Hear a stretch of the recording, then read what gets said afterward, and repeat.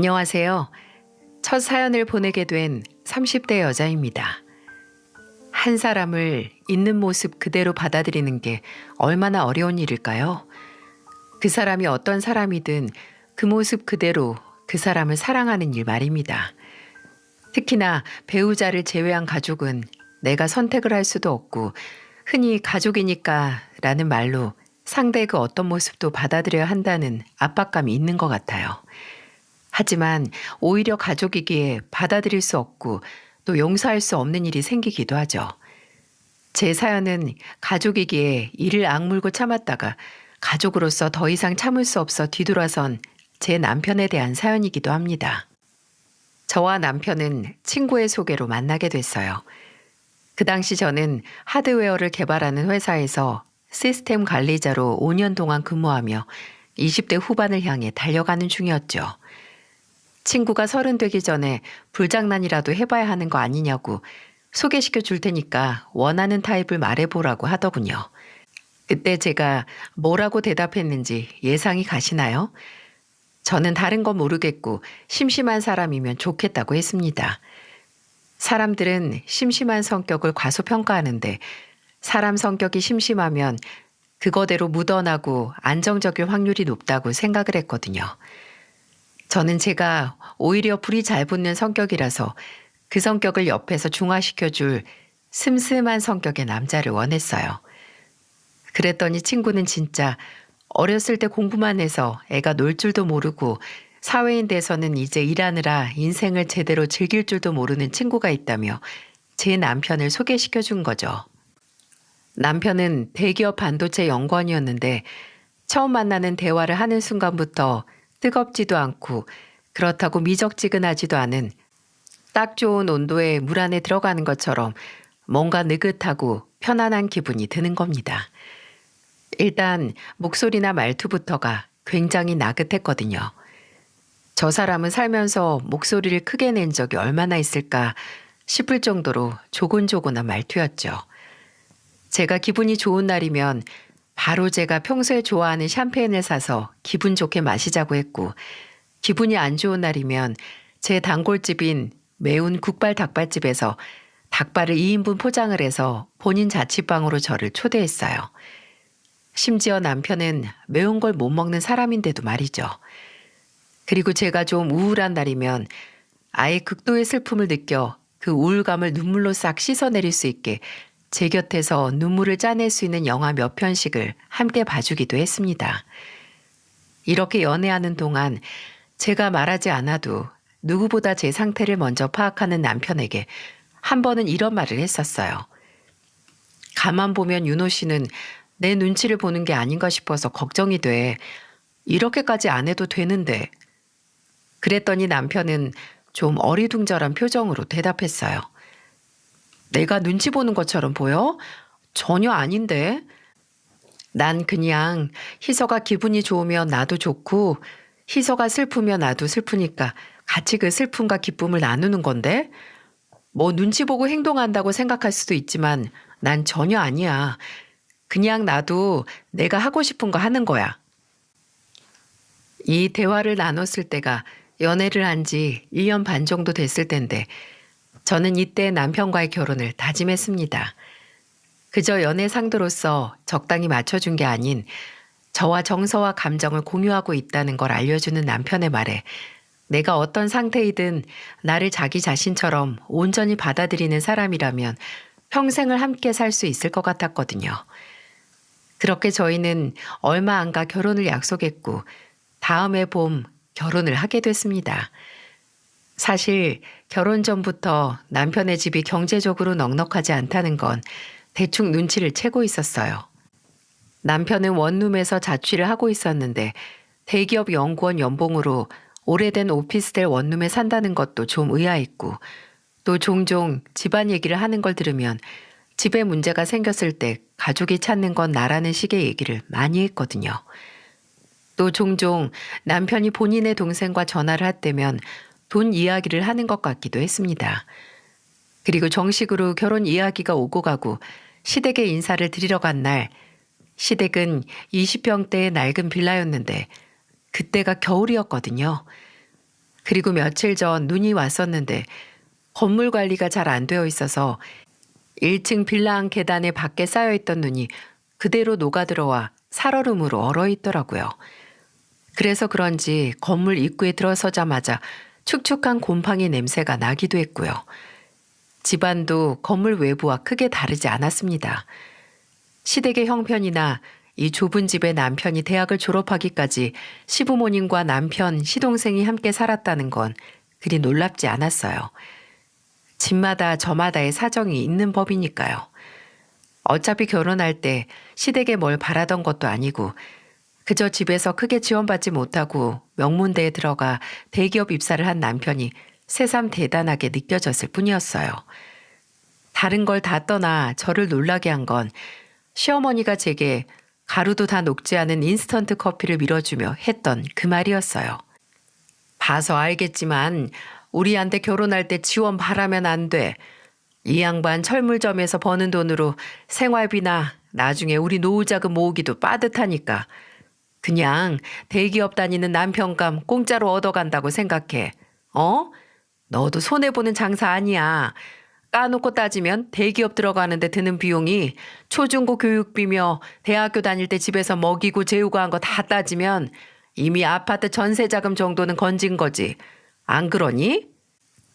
사람 말이 아다르고 어다르잖아요. 저는 이미 결혼 자금은 바라지도 않는데 오히려 제게 먼저 너는 남는 장사라는 듯 말씀하시는 게 황당했어요. 아니 그렇게 보면 저도 중학교 때 어머니가 돌아가신 후에 아버지께서 혼자 금이야 오기야 저랑 제 동생 키우시느라 얼마나 고생을 하셨는데요. 남편을 키우는 데는 뭐 금값이 들었고 아버지께서 절 키우는 데는 뭐 똥값이 든 건가요? 또 시어머니께서 마치 본인이 시아버지께서 철물점을 하시며 버는 돈을 알뜰살뜰 절약하는 것처럼 말씀하셨는데 저는 이미 시어머니의 평소 씀씀이를 알고 있었거든요. 시어머니께서 나가는 모임만 3개가 넘어서 종종 남편에게 회비며 단체 여행 비용을 보내달라 연락을 하시는 걸 옆에서 들은 적이 있었어요.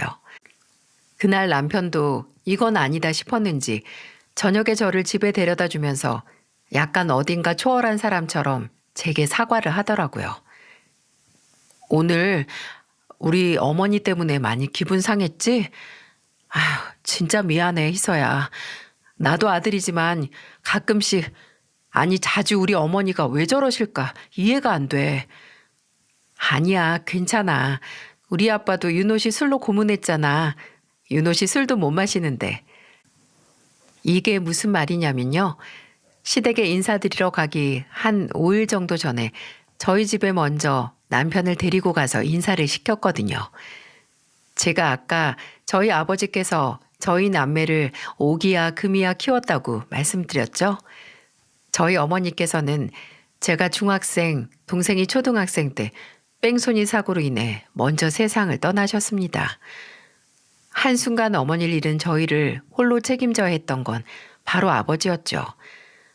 아버지께서는 그 당시 건설 사무소에서 일하셨는데 일 때문에 지방 출장이 잦으셨어요.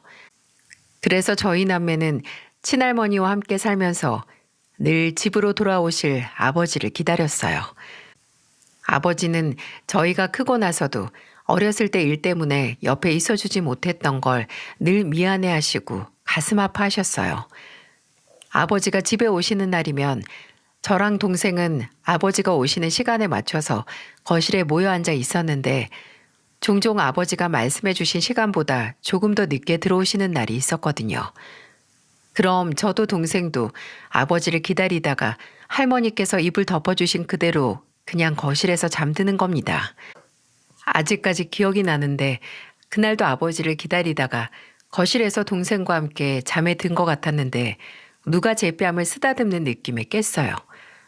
눈을 살며시 뜨니 아버지께서 숨죽여 우시며 저와 제 동생의 얼굴을 한없이 쓰다듬고 계신 겁니다. 그때는 어려서 혹시 아버지께 무슨 일이 있어서 우시나 했는데 조금 커서 생각을 해보니 본인을 기다리다가 잠든 자식들에게 미안해서 우셨던 거죠. 근데 정말 그런 마음 하나 가지실 게 없는 게 저희는 알고 있었어요. 아버지께서 곁에 있어주지 못하셔도 늘 어떻게든 저희에게 그 빈자리와 시간을 홀로 메꾸려 고군분투하는 아버지의 노력을 잘 알고 있었거든요.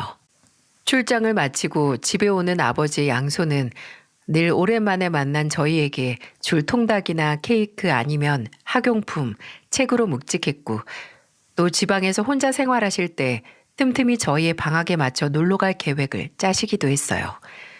아버지는 아버지 생각보다 훨씬 더 저희에게 훌륭한 아버지셨습니다. 아버지는 가정적으로도 성공했을 뿐 아니라 일적으로도 성공을 하셨는데요. 나중에 아버지께서는 건설 현장에서 갈고 닦은 기술과 경험을 살려 열심히 모은 돈으로 건축기계를 임대해주는 사업을 시작하셨어요. 그리고 그 사업이 생각보다 더 큰 성공을 해서 저희 가족의 생활도 더욱 풍족해질 수 있었죠. 아버지는 본인의 사업 성공을 두고 늘 이렇게 말씀하셨어요. 내 새끼들 옆에 있어줘야 하는 시간까지 희생해가면서 시작한 일인데 당연히 이 정도 규모쯤으로는 불려야지. 이런 분이 하나 있는 딸이 결혼하겠다고 하는데 호락호락 넘어가시지 않을 것 같지 않나요? 아버지는 늘 그 사람을 본 모습을 알려면 꼭 그 사람의 이걸 먼저 알아야 한다고 하셨는데요. 바로 사람의 술버릇이었습니다. 술을 왕창 먹이면 본 모습이 튀어나오니까 꼭 그 술버릇을 먼저 봐야 한다고요. 근데 상대는 소주 한 잔만 마셔도 바로 얼굴이 빨개지는 제 남편.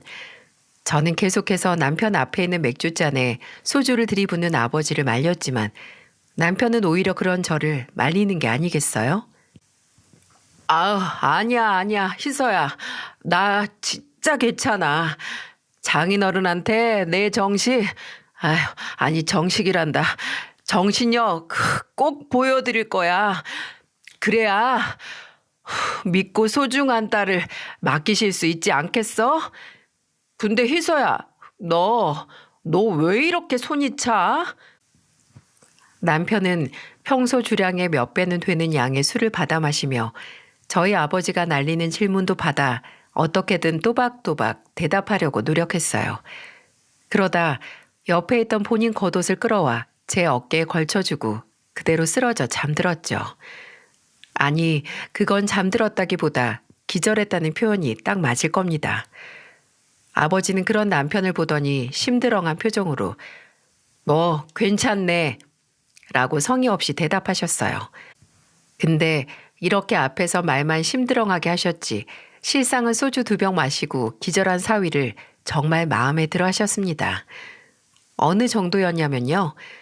그날 취해서 저희 집에서 잠든 남편을 위해 손수 콩나물국을 끓여주셨고 술에 쩔어 제정신 아닌 와중에 내 딸 손 찬 거 걱정하는 남자 정도는 돼야 내 딸 상대로 내가 허락을 하지 라는 말을 하셨어요. 그리고 저희 결혼에 무한한 지원을 아끼지 않으셨고요. 아버지께서는 혼수까지 갖춰진 신혼집을 마련해 주셨어요. 그리고 남편에게 자네가 마음에 안 찼으면 그냥 내 딸 잘 살라고 집만 해줬을 텐데 자네도 이제 내 가족이고 내 사위니까 잘 살았으면 해서 혼수까지 꽉 채워주는 거야. 아무쪼록 내 앞에서 보인 대로만 그대로만 내 딸한테 하면서 살아 라고 덧붙이셨죠. 이런 아버지의 전폭적인 지지를 얻긴 했지만 그 시험에 통과하기 위해 남편은 3일 동안 끔찍한 숙취에 시달려야 했으니 황당한 시어머니의 말도 참을 수 있었어요. 그때는 시어머니의 말이 이미 저희 집에서 집이나 혼수나 책임을 지겠다는 걸 다 아시면서 하신 게 좀 염치가 없으신 건지 아니면 과하게 능청스러운 건지 분간이 안 갔었어요. 근데 아버지가 마련해준 집에 이사를 다 끝내고 나서 시어머니가 그저 신기할 정도로 염치 없는 사람이었다는 걸 알았어요. 집 구경하신다고 연락도 없이 덜컥 찾아오신 시어머니는 집안을 쭉 둘러보시더니 처음 하는 소리가 이거였어요. 예, 그 뭐 기계 빌려주는 일이 이렇게 돈을 잘 버니?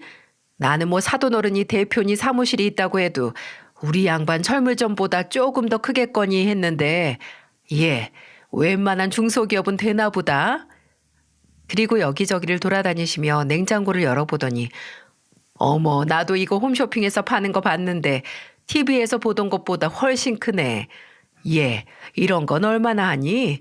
나중에 가격 좀 떨어지면 우리 집에도 좀 놓자. 라고 하시고 그 다음에는 안방에 들어가서 침대에 대자로 벌러덩 누워서 아이고 살겠다. 요새 내가 허리가 영 안 좋았는데 예, 너희 이거 쓰다 질리면 나 줘라. 새 거 사주면 더 좋고 라고 하시더군요. 그냥 새 집에서 보이는 건 다 일단 얼마냐, 나중에 내 집에도 똑같은 거 좀 보내줘라 라는 말부터 하셨어요. 남편이 그만 좀 하세요. 보이는 것마다 사달라고 하는 게 어린애지 뭐예요? 라고 하지 않았다면 아예 나 좀 이 집에 들어와서 같이 살면 안 되냐 라고 할 기세였네요. 근데 어린애도 안 할 행동을 하는 시어머니만 제 속을 답답하게 한 게 아닙니다. 시동생의 존재도 만만치 않았어요. 시동생은 중소기업 영업사원인데 어느 날 남편에게 연락을 해서 차를 빌려달라고 하더라고요. 영업사원이라서 여기저기 차 타고 다녀야 할 곳이 많은데 엔진에 문제가 생겨서 수리센터에 맡겼다고 딱 하루면 되니까 빌려달라고 했다는 겁니다. 늘 그렇듯 남편은 제게 물었는데 뭐 남편이야. 그 당시 제가 첫째를 낳고 육아휴직 중이었기에 제 차를 쓰면 됐고 영업직인데 차가 없으면 여간 귀찮을 테니 빌려주라고 했어요. 근데 제가 너무 순진했던 거죠. 차를 빌려가기로 하고 나서 이틀이 지나도 시동생이 차를 안 가지고 오는 겁니다. 남편이 전화를 해서 어떻게 된 거냐고 물으니까 수리센터에 문제가 생겨서 3일만 더 몰겠다고 했는데 문제는 수리센터가 아니라 시동생에게 있었어요. 아무 문제 없이 얌전히 몰겠다고 했으면서 시동생은 남편의 차를 폐차를 할 수밖에 없을 정도의 사고를 낸 거였어요. 이게 말이 되나요? 심지어 일 때문에 빌려간 것도 아니라 수리한다고 한 차는 애초에 수리센터에 맡겨진 적이 없었습니다. 시동생이 차 사고를 낸 지역이 강남이었는데 남편이 알기론 시동생 영업 지역이 강남이 아니거든요. 뭔가 이상했는데 알고 보니 일이 아니라 지 동창 모임에 남편의 고급 세단을 몰고 가기 위해 거짓말을 했던 거였어요. 저는 어머니가 자동차 뺑소니로 돌아가셨기에 일단 차 사고에 대한 어마어마한 트라우마를 갖고 있었거든요. 근데 남의 차를 폐차까지 만든 시동생은 그 소식을 먼저 찾아와 사과도 하지 않고 남편에게 거짓말한 걸 걸린 다음 전화상으로 대충 미안하다 사과하고 제게도 그냥 문자로 형수님 심려를 끼쳐드려 죄송합니다 라고 딱 하나 보내는 겁니다. 이게 지금 뭐 하자는 건지. 사고가 났으면 사람만 안 다쳤으면 돼요. 되는데 남의 차를 폐차시켜 놓고 거짓말까지 하는 그 심보가 너무 꼴 같지 않지 않나요? 저는 남편에게 말했어요. 시동생에게 당장 직접 와서 사과하라고 하라고요. 이거 이대로 넘어가면 나중에 또 우리 거 가져가서 당연하게 쓰고 망가뜨리고 이럴 거라고. 아예 다리 뻗을 자리를 주지 않아야 한다고 했어요. 남편도 제 말이 맞다고 생각을 했는지 바로 시동생에게 전화를 해서 말했습니다. 야, 넌 어떻게 거짓말까지 해서 차 가지고 나가서 사고 친 거면서 찾아와서 사과도 안 하냐? 나도 내 형수도 네 벌이 아니까 당장 물어내라고는 안 하는데 너 제대로 사과 안 하면 지금처럼 네 사정 안 봐줄 테니까 그렇게 알아. 알아들었어?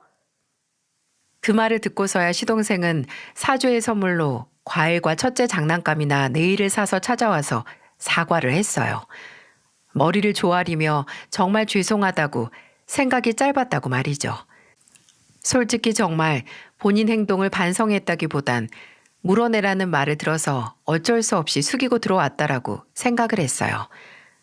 그래도 앞으로 이런 일이 생기면 저나 남편이 호락호락하게 넘어가지 않을 테니 조심하라는 경고는 된 것 같아서 다행이었네요. 근데 그 후로 더 웃긴 게 이 얘기를 들은 시어머니의 반응이었어요. 시어머니는 저나 남편에게 원래 세상은 있는 사람들이 없는 사람을 도우면서 돌아가는 거야. 근데 뭐 준호개를 따로 집으로 오게 해서 사과까지 받아? 라고 말씀하시는 거예요. 저는 차마 터져나오는 헛웃음을 참지 못하고 어머님, 잘못을 했으면 사과를 하고 용서를 구하고 잘못에 상응하는 대가를 치러야 하는 것도 세상의 이치예요. 라고 말했죠. 결혼하고 첫째를 낳고 둘째, 셋째를 낳아 키우는 그 시간 동안 시어머니나 시동생 때문에 속이 답답한 적이 참 다양하게 많았지만 차마 남편을 원망하고 괜히 불만을 늘어놓지 않았어요. 남편도 제가 시어머니나 시동생 때문에 많이 참고 있다는 걸 누구보다 잘 알았고 또 그런 만큼 저나 저희 가족에게 정말 잘했거든요. 제게는 말할 것도 없고 제 동생은 아버지 일을 도와 아버지 사무실에서 함께 일했는데 일한 지 몇 년 안 됐을 때 기계 점검을 하다 추락사고가 나서 입원을 할 만큼 골절이 된 적이 있었어요. 그때 남편은 사고 연락을 받자마자 대학병원 정형외과에서 근무하는 지인에게 연락을 해서 치료를 받을 수 있게 부탁을 했어요. 또 이건 결혼하고 얼마 안 됐을 때 일인데 어느 날 아버지께 연락이 왔어요. 김서방이 아무래도 장인어른께 잘해야 한다는 부담을 갖고 있는 것 같다고 안 그래도 된다고 전해달라고 말이죠. 알고 보니 저도 모르게 몇 달 동안 매일 저희 아버지께 안부 연락을 해왔더라고요.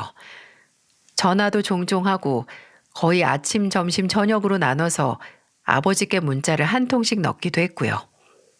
그래서 제가 아버지의 말씀처럼 안 그래도 된다고 했더니 남편은 몇 년 전 연애 시절에 제게 했던 말을 다시 했어요. 내가 하고 싶어서 그러는 거야. 라고 말이죠. 남편의 그런 지극정성은 저희 아버지께서 췌장암 판정을 받아 투병 생활을 하실 때도 변치 않았습니다. 아버지께서는 저희가 결혼을 하고 6년이 지났을 때 췌장암 판정을 받으셨는데 1년도 안 되는 투병 생활을 하셨는데 그동안 저와 남편 그리고 제 동생과 올케가 돌아가면서 아버지의 곁을 지켰죠. 평생을 늘 강하고 흔들림 없이 살아온 아버지는 온몸을 울리는 고통스러운 항암 치료 앞에서도 흔들리지 않으셨어요. 아니, 저희에게 흔들리는 모습을 보이지 않기 위해 단 한 번도 왜 본인에게 이런 일이 생긴 건지 한탄하지 않으셨습니다. 그저 평생을 정말 열심히 살아왔고 딸과 아들, 사위와 며느리, 그리고 손주들 틈에서 행복하게 살았다고 말년에 병으로 가는 게 아쉽긴 하지만 그래도 후회 없는 삶이었다고 이제 그렇게 그립던 아내 곁으로 갈 수 있을 거라고 죽음 앞에서 오히려 낙천적인 모습을 보이셨습니다. 그러니 나는 걱정 말고 내 죽음에도 몸 아프게 슬퍼하지 말라고요. 아버지께서는 가을이 오기 전 어머니 곁으로 가셨고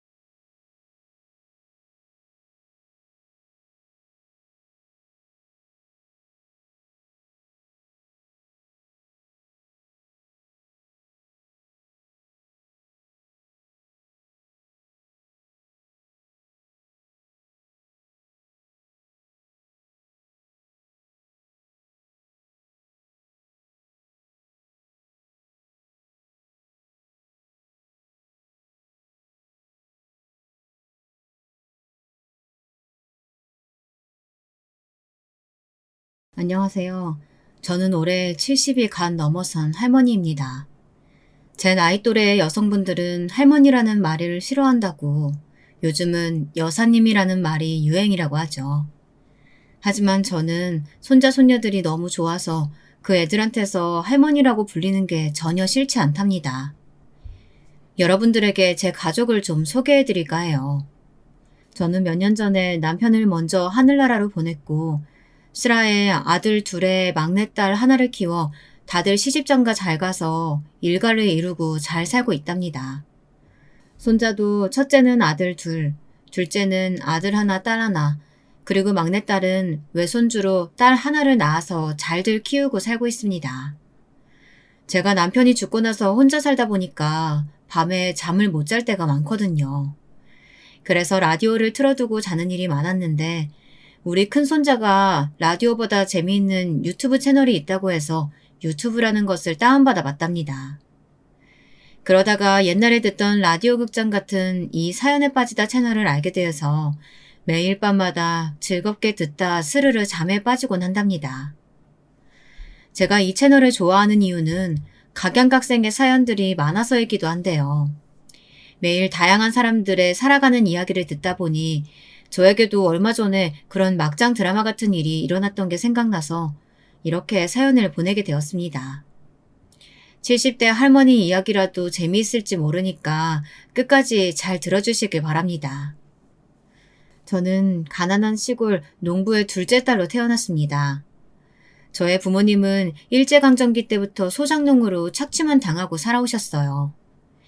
그러다 해방이 돼서 일본인 부자들이 다들 본국으로 도망간 후 조그마한 땅을 가지게 되셨고 그 땅에서 농사를 짓고 사셨습니다.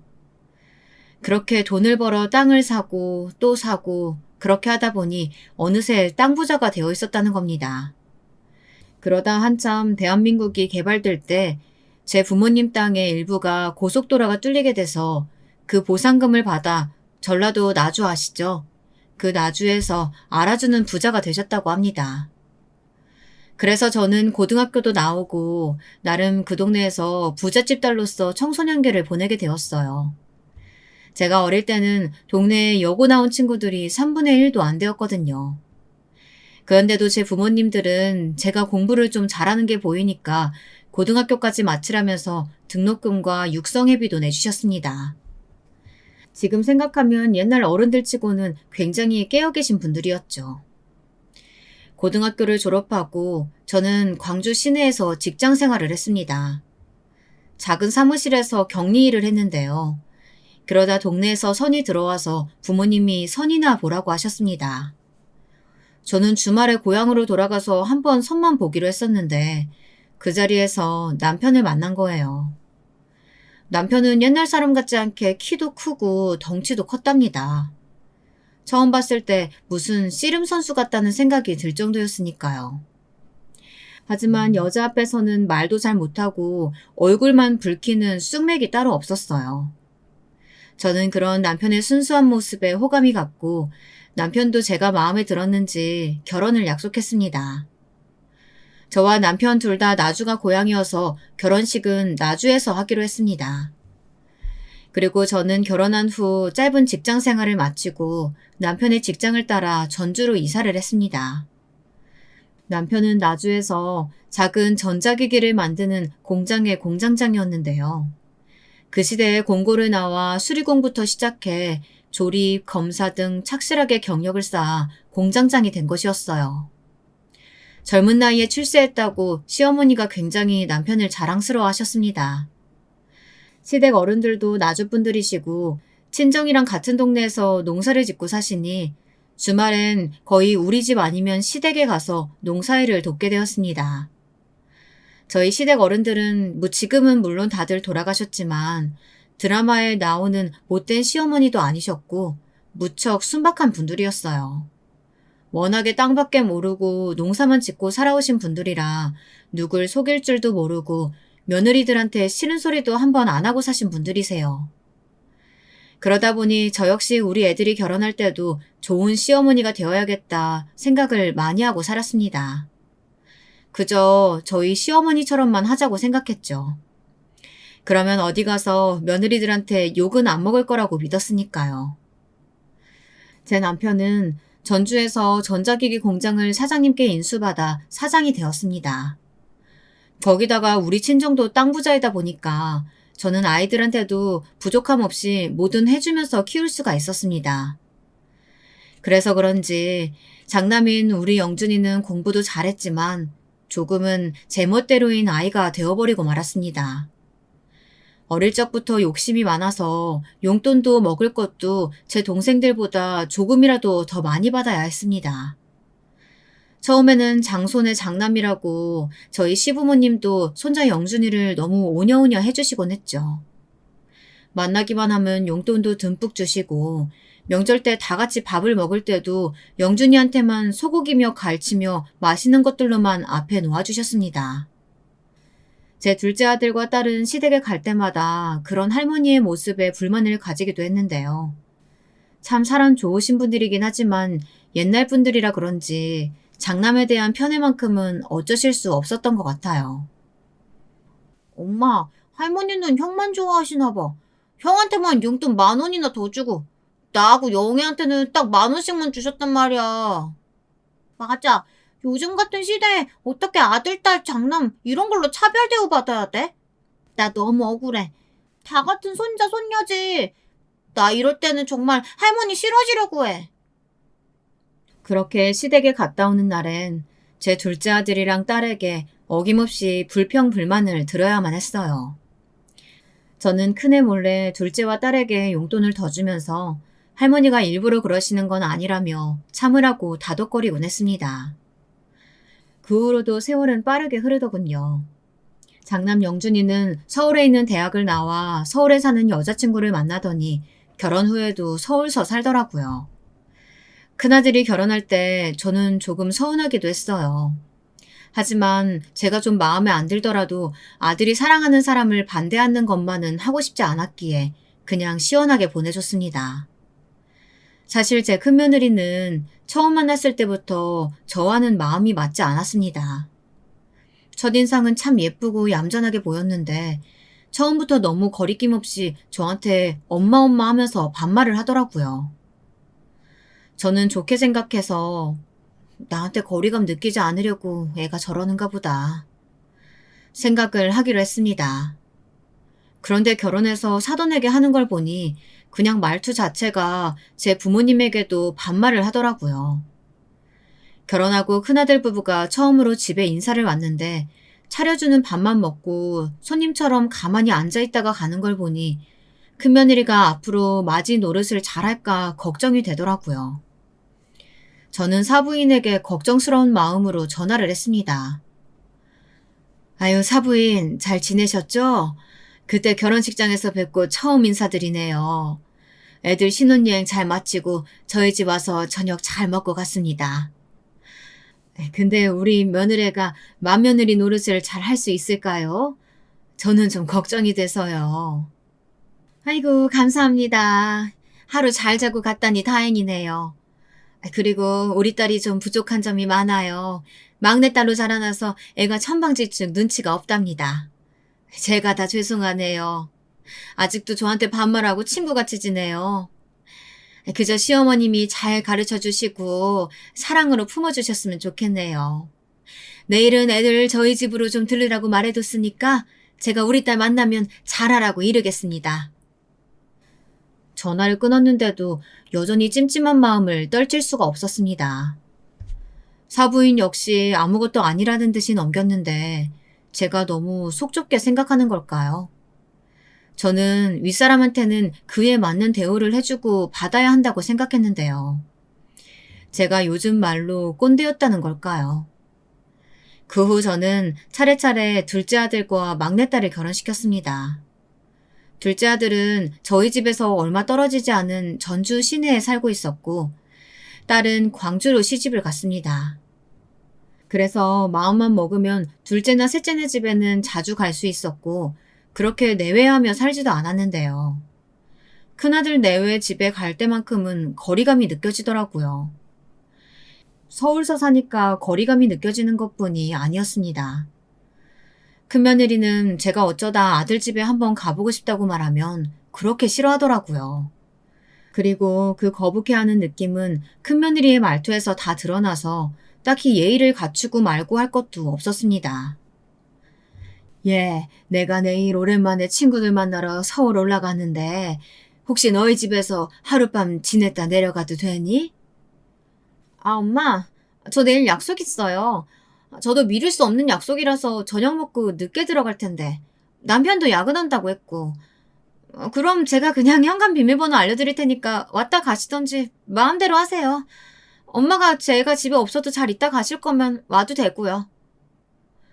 이런 식으로 말끝을 분명히 하지 않고 흐리면서 그 애는 제가 불편하다는 것을 숨기려고 하지도 않더군요. 며느리가 저렇게 말하는데 제가 마음이 불편해서 그 집에 갈 수나 있겠습니까? 저는 점점 큰아들네 집에 왕래도 안 하고 거의 남처럼 지내게 되었습니다. 그렇게 한참 무소식이 희소식이다 생각하면서 지냈습니다. 챙겨야 할 자식들이 셋이다 보니 김장을 할 때마다 거의 100포기가 넘어가는데요. 둘째 며느리랑 둘이서 하려니 너무 힘이 들더라고요. 그래도 둘째 며느리는 착하고 고분고분 자기 할도리는 하는 애였습니다. 시어머니가 불러도 거절 한 번 안 하고 지금까지 같이 김장을 해오고 있으니까요. 그래도 큰며느리네 집에 김장김치를 안 보내줄 수는 없는 노릇이니 김치는 택배로 꼬박꼬박 보내주었습니다. 그렇게 몇 년이 지난 후 저는 어처구니 없는 전화를 받았습니다. 아, 엄마, 저희 집 김치 잘 안 먹어요. 먹을 사람 없어요. 우리 애들도 김치 안 좋아하고 남편도 거의 집에서 밥 한 끼도 안 먹어요. 신혼 때부터 계속 말하고 싶었는데 엄마가 실망하실까봐 계속 참고 있었거든요. 이제 결혼한 지 10년도 됐으니까 저도 좀 할 말은 하고 살아야 속병이 안 날 것 같아서요. 이제 저희 집에 김치 택배 안 보내셔도 돼요. 뭐? 그게 무슨 소리야? 이제껏 이 시할머니랑 시할아버지가 농사 지은 걸로 받은 배추랑 고춧가루로 정성껏 담아서 보냈던 것들인데 필요가 없어? 아니 그렇게 싫었으면 처음부터 안 받는다고 하지 그랬어. 내가 네 동서랑 둘이 얼마나 힘들게 담아다 줬는데. 그러니까요. 너무 정성 들여서 하실 필요는 없다고요. 원하지 않은 친절은 친절 아닌 거 몰라요? 엄마도 연세가 그만큼 되셨으니까 눈치가 좀 있으셔야죠. 하여튼 난 할 말 다 했으니까 끊을게요. 툭 끊긴 전화기를 들고 저는 손을 부들부들 떨었습니다. 처음부터 제 김치가 마음에 안 들었다는 얘기를 어떻게 이렇게 아무렇지 않게 할 수가 있어요. 차라리 며느리 말대로 입맛에 안 맞았다고 하면 빨리 말해주었더라면 그 고생하지 않고 3, 40포기는 빼고 했겠죠. 저는 생각할수록 며느리의 마지막 말이 서운했고 화가 나더라고요. 저는 남편이 들어오기를 기다려서 오늘 있었던 며느리와의 통화 내용을 전부 말했습니다. 그리고 이렇게 덧붙였죠. 여보, 큰며느리랑 나는 정말 안 맞나 봐. 아무리 자기가 막내딸이었대도 그렇지 남의 집에 큰며느리로 왔으면 그에 맞는 행동을 해야지. 아휴, 생각할수록 화가 나네 정말. 당신은 어떻게 생각해요? 내가 나쁜 시어머니야? 잘해줘도 저 난리니 이제부터 뭐 해주고 싶지도 않아. 어떻게 며느리 성격을 하루아침에 고쳐. 당신이 좀 참고 두고 보자고. 그래도 나이 더 먹으면 철 좀 들겠지. 그냥 해달라고 하는 것만 해줘. 괜히 다른 친절 베풀지 말고. 남편은 그래도 자식이라고 며느리 편을 들더라고요. 그 말을 듣고 저는 분해서 남편과 며칠 동안 말도 안 하고 지냈습니다. 제가 속이 좁은 사람이라 그런 건지 저는 큰아들이 제 아내 편을 들 때도 그렇고 제 남편이 큰며느리에게만은 참아보라고 얘기할 때마다 부글부글 화가 치밀었습니다. 크고 작은 큰며느리와의 불화가 있을 때마다 제 곁에는 제 편을 들어줄 사람이 없었습니다. 둘째 며느리에게 이야기하자니 동서지간에 편을 가르는 것 같아 꺼려지고 또 둘째 아들이 알면 자기 형한테 뭐라고 할 것 같아 저는 막내딸에게만 가끔 제 분한 마음을 털어놓게 되었어요. 그 못된 며느리가 이번에도 엄마 생일 때 돈만 계좌로 딱 보내고 오지도 않는다지 뭐니. 난 큰애들 손자들 너무 보고 싶은데 그걸 그렇게도 매몰차게 거절한다. 어쩌면 네 동서는 사람이 그러니? 그러게 말이야. 난 어릴 때부터 오빠도 싸가지 없다고 느꼈지만 큰언니는 더 그런 것 같아. 정말 끼리끼리 만난다고 하는 말이 딱 맞는다니까. 엄마, 내가 엄마 생신 때 우리 딸 데리고 꼭 갈게. 그 집 애들은 그래도 착한데 아주 부모가 못돼 빠져가지고. 그 집 부부랑 계속 말 섞고 그러지 마. 엄마만 상처받을 게 뻔하니까. 그래도 네 큰오빠인데 어떻게 그래. 큰오빠는 괜찮아. 그래도 걔는 가끔 회사 근처서 밥도 사주고 그러는데 며느리가 문제지. 그동안에 세월이 흘러 큰아들 부부는 다니던 회사를 나와 사업을 한다면서 그 당시 서울에서 유행했던 방탈출 카페라는 것을 하나 차렸습니다.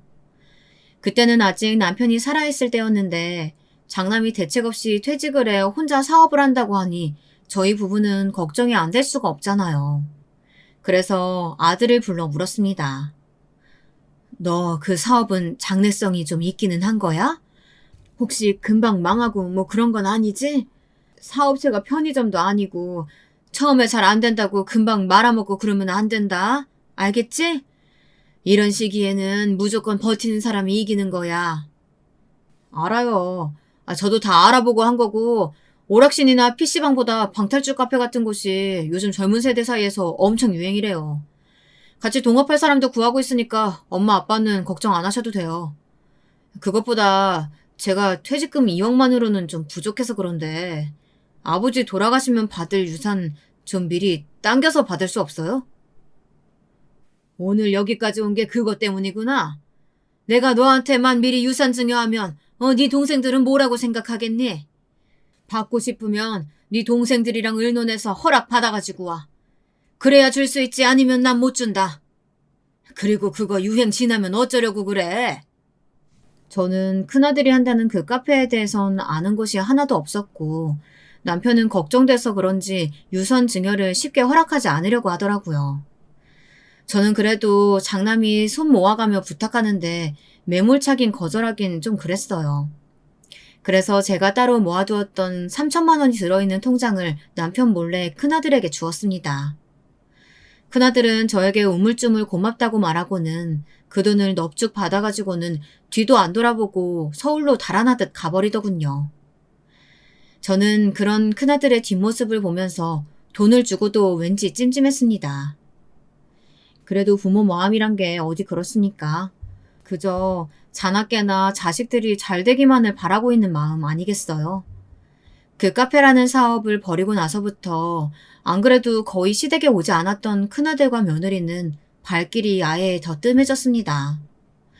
그 와중에 둘째 아들이 아버지의 뒤를 잇겠다고 하면서 다니던 직장을 그만두고 제 남편이 운영하던 전자기기 공장에 새로 들어와 일을 배우고 있었거든요. 장남보다 더 든든한 아들 노릇하는 둘째 아들에게 저는 더 마음이 가는 것을 어떻게 막을 수는 없었어요. 그런데다 둘째 며느리가 성격도 더 무던하고요. 저는 그 애들을 만날 때마다 이 애들이 오히려 장남 부부였다면 얼마나 좋았을까 하고 아쉬워하곤 했답니다. 다행히 큰아들의 방탈출 카페는 유행에 따라서인지 장사가 잘 된다고 하더라고요.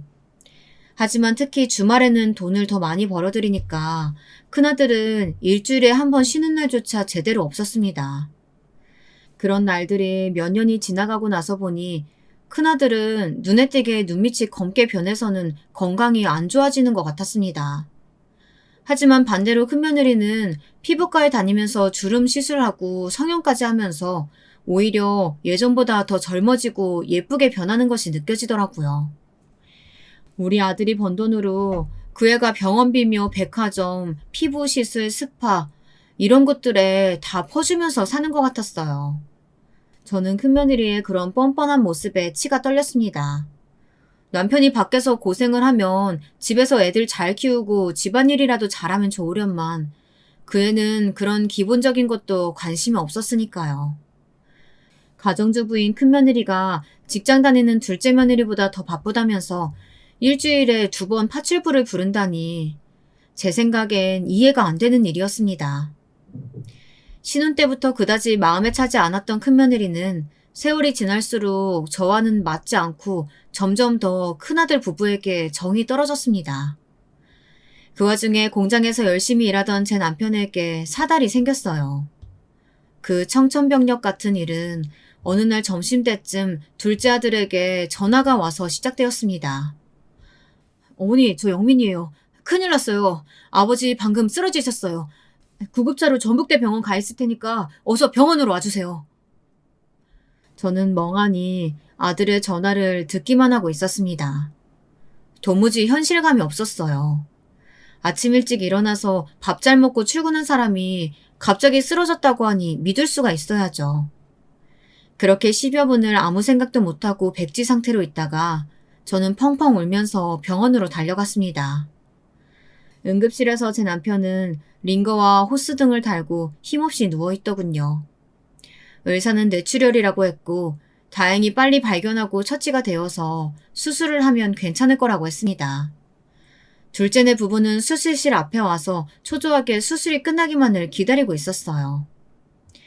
처음에 수술만 하면 괜찮을 거라는 병원 의사의 말과는 달리 수술 자체는 7시간이나 걸렸습니다. 저는 그 시간 동안 물 한 모금도 못 마시고 긴장돼서 수술실 밖에서 그 사람에게 무슨 일이 없기를 기도하면서 보냈습니다. 둘째 며느리가 그런 저에게 밥이라도 먹고 오자며 병원 밖으로 나가기를 권했지만 저는 고개를 저으며 둘째 부부에게 너희들이나 다녀오라고 말했습니다. 결국 제 고집을 못 꺾고 그 애들만 병원 지하에 가서 식사를 하고 왔어요. 애들이 올라오자 길고 긴 시간 동안 켜져 있던 수술실 앞에 빨간불이 꺼졌습니다. 저는 땀을 닦으면서 나오는 의사를 붙잡고 간청하듯이 물었습니다. 의사 선생님, 우리 남편 괜찮은 거죠? 처음에 응급실에서 그분은 어디 가시고 어쨌든 남편은 괜찮죠? 곧 깨어날 수 있는 거죠? 괜찮다고 확실한 답을 못 드리는 것은 유감으로 생각합니다. 응급실 레지던트가 낙관적으로 본 것 같지만 출혈 부위가 약간 생각 외로 까다로워서 깨어나셔도 마비가 오래가거나 언어적 후유증이 남을 수 있어요. 의사 선생님의 말은 저를 더 깊은 나락으로 떨어뜨리는 듯 했습니다. 그래도 둘째 아들은 못 깨어난다는 말보다는 낫다고 하면서 희망을 가지자고 했어요. 그리고 아들은 남편이 일반 병실로 올라가자 공장을 오래 비웠다면서 자기는 일터로 돌아갔습니다. 조용한 1인실 병실에는 둘째 며느리와 저만 남았습니다. 며느리는 저를 안타까운 눈으로 보더니 주머니에서 김밥 한 줄을 꺼내는 것이었습니다. 어머니, 마음 강하게 하셔야 돼요. 어머니도 이렇게 아무것도 안 드시면 쓰러질 수 있으세요. 그러니까 아버님 병실은 제가 있을 동안 어디 휴게실이라도 가서 이거 좀 드시고 누워있다 오세요. 먼저 쓰러지시면 안 되세요. 그래, 내가 애미답지 못하게 너한테 걱정을 끼치고 말았구나. 그럼 좀 부탁한다. 긴장이 풀렸더니 나도 힘이 하나도 없네. 고마워. 잘 먹을게. 며느리가 준 김밥을 받아들고 저는 남편이 누워있는 병실을 나왔습니다. 복도를 보니 사람들이 엄청 많았어요. 어딜 가서 이걸 먹나 하는 생각을 하다가 저는 문득 큰아들에게 전화를 해야겠다는 생각이 들었습니다. 아무리 바쁜 애라도 지 아버지가 쓰러졌는데 그래도 한 번은 다녀가야지 하는 생각에서요. 저는 그중 조용한 대합실에 앉아서 큰아들에게 전화를 걸었습니다. 원래 밤에도 바빠서 전화를 잘 안 받던 아이여서 끈질기게 걸고 또 걸었어요. 5번이나 새로 걸고 나서 큰아들은 겨우 전화를 받더군요. 어머니, 무슨 일이세요? 저 지금 바빠서 전화 길게는 못해요. 네 아버지 쓰러지셔서 수술 받았어. 내일은 그 가게 문 닫던지 누구한테 맡기고 좀 내려와 얼굴이라도 비치고 가라. 아버지 뇌출혈이었대. 네? 그러셨구나. 근데 어떡하죠? 내일도 여기 맡길 사람은 없는데. 영민이가 잘 모실 거 아니에요? 저 나중에 아버지 퇴원하시면 집으로 갈게요. 아니면 와이프한테 전화해보세요. 너는 장남이 돼가지고 그게 무슨 소리야. 아버지가 까딱하면 돌아가실 뻔했다고. 너는 너만 잘 살면 그만이니? 부모가 그렇게 우스워? 잠만 하지 말고 내일 당장 내려왔다가 가. 저는 화가 잔뜩 난 채로 통화를 끊고 나서 자리에 앉아 엉엉 소리를 내며 울어버렸습니다. 먹으려고 펼쳐놓았던 김밥은 몇 개는 바닥에 떨어뜨리고 남은 것들은 눈물이 묻어 먹을 수도 없었고요. 저는 어쩔 수 없이 김밥을 휴지통에 버리고 눈물 자국을 씻으러 화장실에 갔다가 아무 일도 없는 척하며 병실로 돌아왔습니다. 남편의 침대 옆에서 얼굴을 묻고 자고 있는 둘째 며느리가 문 열리는 소리를 듣고 부스스 일어났습니다. 어머님, 밥 드셨어요? 근데 큰형님 내외분께는 연락 안 해도 괜찮을까요? 그래도 아버님이 쓰러지셨는데 알려야 하지 않을까요? 네 아주버님은 그 카페인지 뭔지가 바빠서 못 오고 네 형님한테는 통화도 하기 싫어서 그냥 뒀어. 괜찮다. 어차피 서울에서 멀다고 핑계대고 오지도 않을 건데 뭐. 그래도 안 알리시는 것보단 말하는 게 낫잖아요. 어머니 여기서 쉬고 계세요. 제가 통화 좀 하고 올게요. 저렇게 말하는 둘째 며느리가 오히려 손이 똥서 같다는 생각에 저는 피식 웃었습니다. 아무리 봐도 부부끼리 닮는다고 둘째가 순박하고 착하니까 제 아내도 그런 애를 데려왔겠죠. 살면 살수록 첫째랑 둘째는 바뀌어야 하는 게 맞는 것 같았습니다. 아들도 며느리도 말이에요. 둘째는 어두운 얼굴로 돌아와서 제게 이렇게 말하는 것이었어요. 형님이 내일 무슨 병원인가 예약이 있다고 못 오고 대신 돈은 수술비에 보태라고 100만 원 정도 보냈다고 하더라고요. 이따 한번 확인해 보세요. 그런데 정말 아주버님도 너무하시긴 하네요. 형님 병원은 솔직히 뭐 피부과나 무슨 성형수술일 텐데 그런 건 나중으로 미뤄도 되는 거 아닌가 싶네요. 참 사람들이. 아무리 생각해도 저 역시 둘째의 말이 이치에 맞고 분별 있는 것 같았습니다. 부모를 그렇게 무시하고 부모답게 생각하지도 않는 그것들한테 정말 서운한 마음과 복수하고픈 마음이 반반이었습니다. 이번 일로 저는 남편이 일어나면 큰아들네한테는 한 푼도 유산을 물려주지 말자고 말을 하고 싶어졌어요.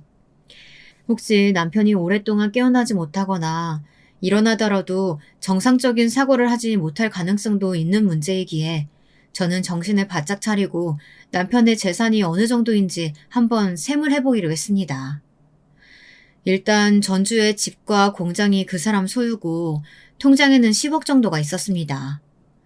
현금이나 주식 같은 팔면 돈이 될 만한 것들을 합쳐서 산출해보니 남편의 총 재산은 16억 정도였습니다. 저는 남편이 가지고 있는 서재 내 금고 안에서 유언장을 꺼냈어요. 그것을 가지고 변호사를 찾아가 남편의 현재 상태를 말하고 현 시간부터 유언장 내용을 변경하고 공증하고 싶다고 말했습니다. 변호사는 본인이 아니면 좀 곤란하다고 말했지만 저는 변호사에게 강하게 제 의견을 말해주었어요. 큰아들 내외가 남편이 정신이 올바르지 않은 틈을 타서 전 재산을 빼앗갈 수도 있다고 말하면서 그렇게 되면 나는 길거리에 나앉으니 빨리 바꿔달라고 했습니다. 변호사는 여러 시간의 상담을 거친 후 드디어 제 소원을 들어주었습니다. 그렇게 유언장의 내용을 바꾸고 나서 저는 큰아들 내외에게 전화를 걸었어요. 다음 날은 일요일이라 큰며느리는 전화를 받더라고요. 병원 시술을 하고 왔다면서 말을 오래 못한다고 미리 연막을 치는 큰며느리에게 저는 바로 본론을 이야기했습니다. 네 시아버지 상태가 좋지 않아서 내가 혹시 아버지 돌아가시고 나면 혼자 지내야 될 것 같구나. 그런데 영준이가 장남이잖니. 나는 혼자가 되면 도저히 전주에서 못 살 것 같아. 만약 아버지 돌아가시면 너희들이 서울집으로 나를 모셔주겠다는 계약서 쓰고 내 재산을 전부 물려줄게. 그러면 영준이가 하는 사업에도 훨씬 도움될 테고 이미 너희 애들도 고등학생이고 손도 안 가니까 며느리 너는 가만히 앉아서 큰돈 버는 거나 마찬가지 아니야? 내일까지 너희 둘이 의논해서 답을 줘라. 그럼 다음 주에 올라가마. 어머, 아버님 건강이 생각보다 심각하신가 봐요. 알겠어요. 애 아빠 들어오면 의논해서 내일 다시 연락드릴게요. 걱정하는 척하는 큰며느리의 목소리에는 감출 수 없는 탐욕스러운 마음이 담겨 있는 것 같았습니다. 저는 장남 집에 갔다가는 얼마 되지 않아 알거지로 쫓겨나겠다는 느낌이 강하게 들었습니다. 저는 변호사에게 미리 받아온 가짜 계약서를 꼼꼼하게 읽어보았습니다. 그 내용은 대략 제가 서울의 큰아들네 집에서 죽을 때까지 지내는 동안 며느리가 정성을 다해 나를 모시고 나면 그 애들에게 재산의 3분의 2가 간다는 내용이었습니다. 나머지 부분은 둘째와 셋째에게 똑같이 나누어 주기로 했죠. 공장만 둘째가 물려받고요. 저는 그 애들이 얼마나 있다가 본색을 드러낼까 생각하니 등골이 오싹하면서도 얼른 애들의 속마음을 알고 싶다는 생각도 동시에 들었습니다. 제발 그 애들이 제가 생각하는 것만큼 막장 패륜하는 아니기를 빌고 또 빌었습니다. 병원에 돌아가니 아직도 둘째 며느리는 성실하게 자리를 지키고 있더라고요. 저는 며느리를 집으로 돌려보낸 다음 집에서 미리 가져온 담요를 덮고 남편의 곁 간이 침대에서 잠을 청했습니다. 남편의 느린 숨소리는 하루 종일 긴장의 연속이었던 저에게 자장가처럼 들렸어요. 저는 오랜만에 라디오를 틀지 않아도 꿀잠을 잘 수 있었습니다. 다음날 저는 둘째 며느리에게 오늘은 쉬라고 말한 뒤 딸을 불렀습니다. 딸은 걱정스러운 얼굴로 남편의 병실에 와서 링거를 주렁주렁 단 남편의 얼굴을 보자 눈물부터 흘렸습니다. 저는 딸에게 남편을 잘 부탁한다 말한 후 병원 밖에서 큰며느리에게 전화를 걸었습니다. 어때? 어제 말한 건 애비랑 의논해 봤니? 내가 오늘 변호사 만나서 너희 아버지 유언장이랑 효도 계약서 가지고 출발하려고 하거든. 그러니까 서울 터미널로 나 좀 데리고 나와줘라. 네, 영준 씨가 그런 일이라면 어머니 얼마든지 모시자고 이야기하더라고요. 몇 시쯤 버스로 도착하실 것 같으세요? 제가 차 가지고 갈게요. 지금 출발하면 내가 오후 3시쯤 도착할 것 같으니까 시간 맞춰서 나와 있으면 내가 전화하마. 알겠지? 네, 알겠어요. 조심히 오셔요, 엄마. 아버지가 쓰러지셔서 아직도 정신을 못 차리는 와중인데 큰며느리는 시아버지의 안부도 묻지 않고 자기 할 말만 하는 것이 썩 마음에 들지 않았습니다. 어차피 그 애들이랑 아예 연을 끊기로 생각하고 만나러 가는 것이니 차라리 속이 시원했습니다. 이번 일로 장남 부부의 민낯을 알게 되면 국물 하나도 그 애들 위에 남겨주지 않으리라 결심했어요. 저는 전주터미널에서 가장 빨리 서울로 가는 버스를 탔습니다. 서울터미널에 도착하니 사람들은 많은데 며느리의 전화는 아직 없었어요. 저는 가슴이 두근거리면서 며느리가 꼭 저를 데리러 오기를 바랬지만 제가 아무리 전화를 하고 문자를 보내도 며느리에게서는 답이 없었습니다. 3시에 터미널에 도착해서 저녁 6시가 되도록 결국 큰며느리는 오지 않았습니다.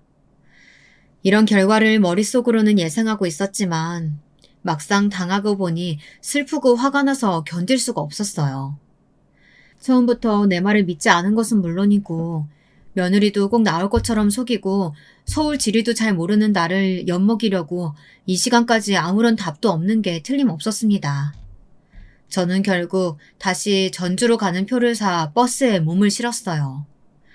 저도 모르는 사이에 눈에서 눈물이 흘러내렸습니다. 제 옆에 탄 10대로 보이는 학생이 저에게 괜찮으시냐고 조심스럽게 묻더라고요.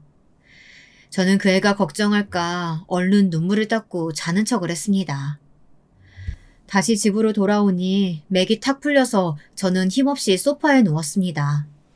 그래도 결말이 폐륜은 아닐 거라고 믿었던 장남과 큰며느리에 대한 배신감에 온몸이 욱신거리고 아파왔죠. 밤이 되어서도 큰며느리에게는 연락 한 통도 없었습니다. 저는 도저히 그 애한테 먼저 연락을 하고 싶지가 않았어요. 그래서 며칠간 한마디도 안 하고 끙끙 앓고 있었습니다. 그래도 병원에 있는 남편을 돌보기는 해야 하니 둘째 며느리와 딸과 번갈아서 남편의 병상을 지켰습니다. 남편의 수술 후 일주일이 지났지만 남편은 아직 의식이 없었어요. 바이탈도 안정되고 숨도 잘 쉬고 있었지만 의식만은 깨어나지 않고 있었습니다. 내사 상태도 아닌데 이상한 일이라며 의사 선생님들은 이런 상태가 계속되면 진짜 뇌사로 갈 수 있다고 청천벽력 같은 소리를 하는 것이었어요. 둘째에게 의사의 말을 전했더니 걱정이 되었는지 좀 더 큰 서울의 병원으로 옮겨보자는 의견을 내놓았습니다.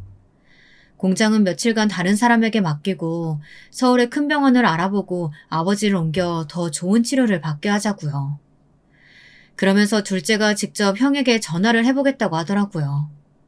저는 며칠 전 큰며느리와의 사건을 둘째 아들에게 조심스럽게 말했습니다. 뭐라고? 그런 일이 있었어요? 형 진짜 막장이네. 아버지 전북대 병원 입원하신 동안 한 번도 안 오더니 정말 엄마한테도 그런 짓을 했다고? 형수님도 정말 너무한다. 내가 엄마 도와서 같이 복수해줄게. 됐다. 복수는 무슨. 이제 걔들이랑 인연 끊으려고. 도저히 내 속으로 낳은 자식 같지도 않아.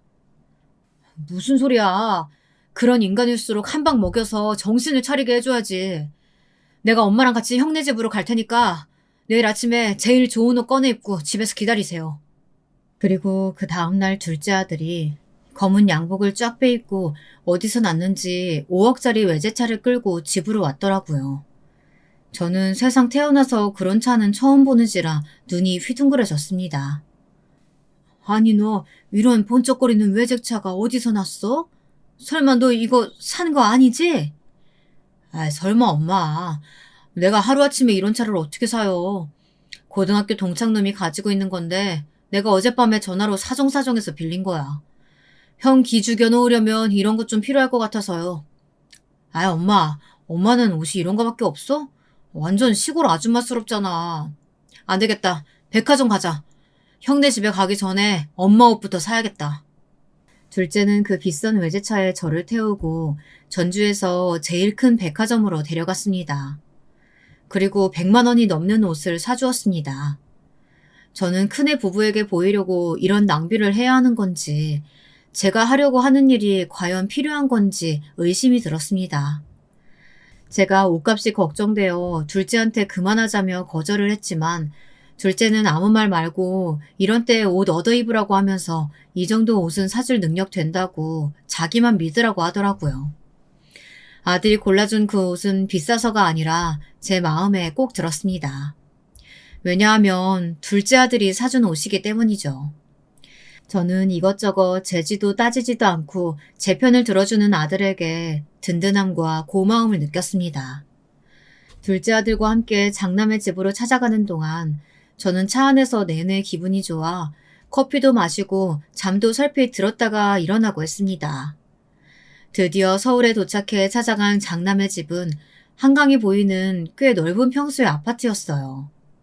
처음 결혼했을 때는 서울 변두리에 있는 작은 국민형 주택이었는데 그동안 돈을 좀 벌긴 했는지 새로 지은 브랜드 아파트에 살면서 그때까지 부모도 형제도 한 번도 초대하지 않았다고 생각하니 새록새록 큰아들에 대한 야속한 마음이 생기더라고요. 둘째 아들은 첫째의 집 앞에서 형에게 전화를 걸었습니다. 제가 전화했을 때와는 달리 제 동생의 전화는 그래도 빨리 받더라고요. 아, 형, 나 영민인데 지금 형네 집 앞에 와 있어. 오늘 형 그 방탈출 카페 문 닫고 집에 있는 거 다 아니까 이 문 열지? 그나들은 현관문을 열더니 놀란 눈으로 번쩍이는 새 옷을 입은 저와 둘째 아들을 번갈아 가면서 바라보았습니다. 아, 갑자기 이렇게 불쑥 찾아오면 어떡하냐? 아무리 가족끼리여도 그거 실례인 거 알아? 내가 어제 엄마한테 너무 황당한 말을 들어서. 좋은 말 할 때 이거 열지. 집에 좀 들어가서 얘기하자. 안 그러면 현관 앞에서 소리 지른다. 둘째 아들의 무서운 얼굴과 으름장에 놀랐는지 큰아들은 문을 열고 우리들을 맞아들였습니다. 둘째 아들은 들어오자마자 소파에 퍼질러 앉아 제 형수를 부르더니 커피라도 가져다 달라고 명령하듯 말했습니다. 큰며느리는 안방에 있다 깜짝 놀라 밖으로 나와서 표독스러운 표정을 지으면서 소리쳤어요. 아니, 이렇게 불쑥 찾아와서 커피를 달라고요? 시동생은 예절도 없어요? 어머니도 그렇고요. 형하고 형수한테 이렇게 불손하게 대하는데 왜 안 말리시는 거예요? 똥 묻은 것이 겨 묻은 거 나무란다더니 딱 그 짝이었습니다. 저는 화가 나서 벌떡 일어나 큰며느리한테 손을 휘두르며 소리쳤습니다. 예, 네가 그런 말 할 처지라도 되는 줄 아니? 일주일 전에 그렇게 철석같이 마중 나온다고 하더니 나오지도 않고 내 전화도 문자도 씹고 너야말로 버릇없이 이 CM이 고려장 하는 거 아니야? 내가 너 찾겠다고 거기서 서울터미널에서 헤맨 것만 생각하면 아직도 이가 갈린다. 내가 오늘은 효도 계약서고 뭐고 다 엎어버리려고 찾아온 거니까 이참에 아예 모자지간에 연도 끊자. 아니 어머니 그게 무슨 말씀이세요? 그날 안 오신 거 아니었어요? 저는 이 사람한테 터미널에서 어머니 못 봤다고 얘기 들었는데. 당신 도대체 어떻게 된 거야? 그나들은 제 아내를 쳐다보더니 의아한 표정으로 물었습니다. 그러자 큰며느리는 갑자기 안절부절 못하면서 손을 달달 떠는 게 아니겠습니까?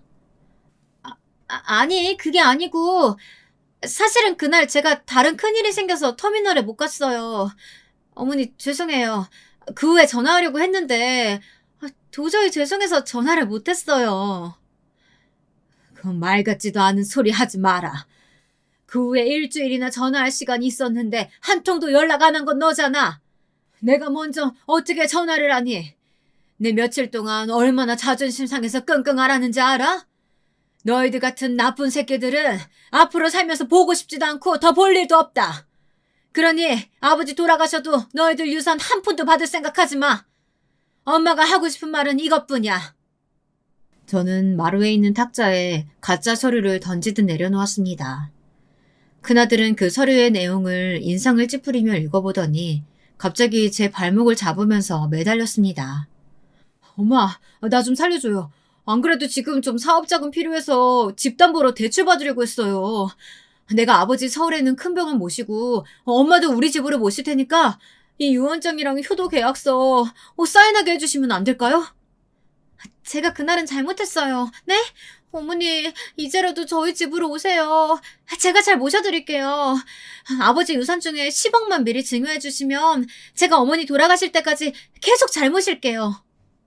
아들이 제 발목을 붙잡고 매달리자 큰며느리도 덩달아 무릎을 꿇고 두 손을 모아 싹싹 빌며 저자세로 나오는 것이었어요. 하지만 저는 이미 큰아들 부부를 믿을 수가 없었습니다. 저는 입술을 악물고 아이들에게 고개를 저었습니다. 둘째 아들 역시 큰아들에게 냉정하게 말했어요. 어머니가 일주일이나 형수님한테 푸대접 받은 걸로 끙끙 앓으셨어. 내가 엄마가 그냥 가만히 형이랑 연 끊겠다는 거 도저히 참을 수가 없어서 모시고 올라온 거야. 이제부터 내가 아버지 병원도 서울로 옮기고 어머니도 내가 모실 거야. 그러니까 형은 사는 동안 엄마한테 연락하지 말고 돌아가셨을 때나 오던가 해. 아니 네가 뭐라고 형한테 가르치려는 말투로 굿단 소리를 해. 나 네 형이야.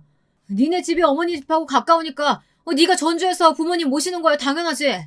꼭 장남만 부모 모시라는 법 있냐? 그래 형, 말 잘했네.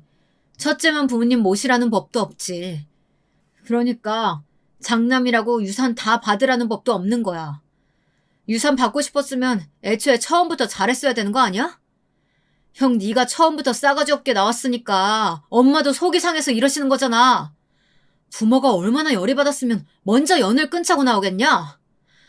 나중에 큰 조카가 형네 부부 못 모시겠다고 하면 기분이 어떨지 형 너도 한번 생각을 해봐라. 둘째 아들의 그 말을 끝으로 저는 큰애 부부 눈앞에서 가짜 효도계약서를 찢었습니다. 이제는 더 이상 기회는 없을 거라는 제 나름대로의 의사표현이었습니다. 제 성격을 잘 아는 큰아들은 망연자실해서 마룻바닥에 주저앉았습니다. 하지만 큰며느리는 제 허리를 잡고 아직도 포기할 기색 없이 계속 변명을 중얼거리고 있었죠. 엄마, 저 한 번만 용서해주세요. 사실 저희들 다른 사업하려고 생각하고 있었거든요. 그 돈 꼭 필요한 상황이란 말이에요. 네? 제가 아무리 잘못했어도 지금부터 잘하면 되잖아요. 그 기회라도 주셔야죠. 엄마 너무 냉정하신 거 아니에요? 됐다. 이제 버스 떠났어. 그럴 생각이 있었으면 그날 버스 터미널에 나왔어야 했어. 네가 급했던 그 일이 뭐였는지 모르겠지만 부모와의 약속 어기고 잠적할 만큼 중요한 일이었는지 네가 스스로 생각해봐라. 저는 제 몸에 달라붙은 며느리를 거칠게 떼어냈습니다. 그리고 둘째 아들의 손을 끌고 눈물을 흘리며 밖으로 나왔습니다. 저도 부모인지라 사업 자금에 쪼들리는 그 애들이 가엾기는 했어요. 그리고 저 자신이 초라하게 느껴지는 것이었습니다. 애초에 제가 큰며느리와 큰아들의 결혼을 나서서 강하게 반대했다면 이런 일이 없을 것 같았습니다. 모든 게 제 잘못이었을까요? 여러분들의 의견은 어떠신가요? 그렇게 장남부부의 집을 나온 저는 뒤도 안 돌아보고 집으로 돌아왔습니다. 다행히 남편은 서울의 세브란스 병원으로 옮겨진 후 이틀 만에 의식을 되찾았어요. 그동안 저는 둘째 부부와 호텔방을 하나 잡아 번갈아 투숙하면서 남편의 병간호를 했습니다. 남편은 의식을 찾고 난 후 일주일 만에 어눌하게나마 말을 하게 되었고 오른손과 다리에 마비는 왔지만 재활훈련을 하면서 퇴원해도 된다는 진단을 받아 전주에 내려갈 수 있게 되었습니다. 남편이 서울 세브란스에 입원해 있는 동안 큰며느리는 제가 오지 말래도 매일 와서 아버님을 돌보겠다. 그러니 유언장 내용을 좀 고쳐달라 이렇게 간청을 했어요. 하지만 저는 얼른 썩 꺼지라고 화를 내면서 며느리를 쫓아냈습니다. 그 모습을 보더니 퇴원을 하고 집으로 돌아간 날 남편이 제게 물었습니다. 아니, 어떻게 큰애 부부한테 그렇게 매몰차게 알 수가 있어? 당신 무슨 일 있었나? 내가 아픈 동안에 애들이랑 다퉜어? 말도 마요. 난 그 애들 이제 자식 취급도 안 하니까. 당신이 전북대병원에서 못 깨어날 때 걔네들 하루도 면회조차 안 왔어. 그러다가 내가 당신 재산 얼마라고 공개하니까 그때서야 모신다는 둥 집으로 오시라는 둥 이러면서 안면이 싹 바뀌잖아. 돈 때문에 부모 모시려는 그런 것들은 이제 내 아들도 며느리도 아니야. 제 말을 듣고 남편도 고개를 끄덕이면서 자기가 죽은 다음에라도 유산 꼭 지키고 있으라고 하더라고요. 첫째는 물론이고 사람이 언제 어떻게 바뀔지 모르는 거라고 하면서 말이죠. 그러나 둘째 아들은 제가 유산 공개를 하기 전에도 저한테 진심으로 잘 대해줬고 둘째 며느리도 남편이 병상에 누워있을 때 거의 매일같이 찾아와 병간호를 했다고 했더니 그래도 한 놈만 나쁜 놈이라 다행이라고 우리가 자식 농사를 완전 망치지는 않은 거라며 저를 위로해 주었습니다. 병원에서 퇴원한 후 남편은 저를 의지하면서 집에서 요양을 했습니다. 저는 이제 얼마나 남편의 얼굴을 볼지 모른다는 불안감에 하루하루 잘해주려고 노력하고 있어요. 둘째네와 딸도 주말에는 다른 약속 같은 걸 잡지 않고 우리 집으로 와 다 같이 한 끼라도 챙겨 먹고 손자 손녀들도 일부러 데려와서 보여주려고 노력을 했죠. 그렇게 1년이 지나자 남편은 어느 날 갑자기 신부전으로 세상을 떠났습니다. 저는 너무나 슬펐지만 그래도 말년에 가족들에게 둘러싸여 살다 갔으니 여한은 없을 거라고 믿고 싶습니다. 남편의 장례를 치르던 날 첫째 아들네는 가족 모두 서울서 내려와서 저한테 다시 무릎을 꿇었어요. 손님들 치르기도 힘들어 죽겠는데 이 애들은 도대체 아직도 돈밖에 관심이 없나 한심한 생각만 들었습니다. 엄마, 이제 제발 마음 좀 돌려주세요. 처음에 이 사람한테 말씀하셨다면서요. 아버지 돌아가시면 도저히 전주서 못 사신다고. 죽을 때까지 저희랑 사신다고 말이에요. 저 진짜 아버지 유산 필요해요. 네? 제발 다시 한 번만 생각해 주세요. 어머니, 저 진짜 그동안 반성 많이 했어요. 그러니까 유산 좀 나눠주세요. 네? 10억만 주시면 제가 정말로 잘 모실게요. 도대체 지금 와서 이것들은 왜 이런 진상짓을 하는 것인지. 저는 그 속셈이 뻔히 보였지만 일부러 굳게 입을 다물고 밥이나 먹고 가라고 하면서 큰아들 부부를 장례식 끝나자마자 서울로 쫓아내 버렸습니다. 이제 나한테 아들은 영민이 뿐이야. 그런 줄 알면 이제 그만 미련 끊고 너희들이나 잘 살아. 나 서울 가서 네 와이프랑 같이 살면 화병 나서 제명에 못 살 것 같으니까. 이 엄마 오래 살길 바란다면 그냥 너희들끼리 잘 살고 다시는 찾아오지 마라. 큰아들 부부는 이렇게까지 비는데도 용서해주질 않는다며 엄마 너무 독하다고 기어코 성을 내며 서울로 올라갔습니다. 이제 첫째네 손주들까지 못 본다고 생각하면 눈물이 나서 견딜 수 없었지만 그 애들도 이미 다 장성하고 나니 제 부모가 할머니에게 못된 짓 한 건 알았나 봅니다. 인연을 아예 끊지 않고 가끔 할머니 집이라고 찾아오더라고요. 그런 손주들에게는 아직도 고맙고 그 애들이 짠한 생각 들어 용돈도 주고 맛있는 것도 해주면서 살고 있습니다. 부모가 되어서 웬만하면 자식들을 용서해줘야 한다고 말하는 제 또래 청취자분들도 계실지 모르겠습니다. 하지만 제가 그날 서울 터미널에서 느꼈던 심정을 생각하면 저는 제가 독하다고 생각하지 않습니다. 큰아들 부부는 마지막 기회를 버렸고 저는 그때의 트라우마 때문에 다른 지역에 갈 일 있으면 고속버스를 이용하지 못하고 꼭 둘째 아들한테 부탁해 차를 타고 가야 하게 되었거든요. 오늘 제 이야기는 여기까지 하겠습니다. 여러분, 막장 드라마 같은 제 인생 이야기 어떻게 들으셨는지 궁금합니다. 제게 앞으로 소원이 있다면 둘째 아들, 딸내 식구들과 오래 왕래하면서 사이좋게 살아가는 것이고요. 그 배은망덕한 첫째 아들내는 자력으로 살아남을 테죠. 더 이상 신경 쓰고 싶지 않습니다. 저의 긴 글 읽어주신 여러분들 감사합니다.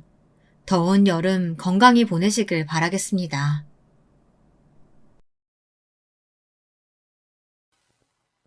안녕하세요. 저는 막 70대에 접어든 대한민국의 남자입니다.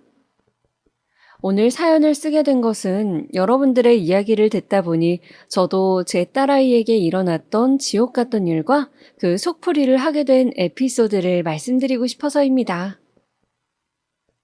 저는 보수적인 산골마을에서 태어났습니다. 저희 부모님은 농사를 지으셨어요. 제가 살던 집 뒷뜰에는 감나무가 있었고 아버지는 소를 한 마리 데리고 벼농사를 지어 생계를 꾸리셨죠. 젊은 시절에 면사무소에서 근무를 하시다가 그만두시고 가업이었던 농사를 이으셨다고 하는데 저는 6남매 중 둘째로 위로 누나가 있었기에 장남으로 집안의 기대를 받으며 자랐습니다. 공부를 곧잘 했기 때문에 고등학교까지 무사히 마쳤고 학력고사 성적이 좋아 인근 큰 도시의 유명한 국립대 경영학과를 가게 되었습니다. 사실은 서울의 유명한 사립대 경영학과도 갈 수 있는 성적이었지만 부모님께서 동생들도 많은데 서울에 보내기는 형편이 힘들다고 하셔서 어느 정도 타협을 하게 된 것이죠. 그렇게 국립대 경영학과를 졸업하고 저는 고향 부근 1시간 거리 정도 지역의 은행에 취직을 하게 되었습니다. 막 사회 초년생이었던 시기 새내기 은행원이었던 저는 업무를 실수해서 허둥대기도 하고 부모님을 떠나 지내는 타지 생활이 힘들기도 하여 취직하고 1년 동안은 굉장히 마음이 불안정했어요. 그런데 그런 저를 살뜰히 챙겨주는 여직원이 있었습니다. 비록 고졸로 은행 창구 일을 하는 친구였지만 항상 깔끔한 옷차림에 성실하고 부지런한 직원이었어요. 아침마다 저에게 미소를 지으며 인사를 하는 그 친구를 보면서 저는 점차 호감을 가지게 되었죠. 자판기 커피를 함께 마시며 이것저것 물어보니 시골에 형제가 많다 보니 고등학교를 졸업하고 은행에 취직하게 되었다고 했습니다. 저희 때는 여자들이 대학까지 마치는 경우는 흔치 않기도 했고요.